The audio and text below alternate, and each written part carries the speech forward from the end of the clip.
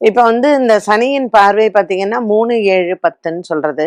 3 வந்து ரிஷபம், 7 வந்து கன்னி அண்ட் 10ஆம் இடம்ங்கிறது தனுசு. ஸோ இந்த சனி பகவான் இருக்கும் இடத்திலிருந்து 3ஆம் பார்வையாக ரிஷப ராசிக்கு பார்க்கக்கூடியதுல ரிஷப ராசிக்காரர்களுக்கு ஏற்கனவே ஒரு நல்ல நேரம் அப்படிங்கும் பொழுது வரவேண்டிய தன பா லாபங்கள், வரவேண்டிய பண பாக்கிகள் எல்லாம் அவங்களுக்கு வந்து சேரும்.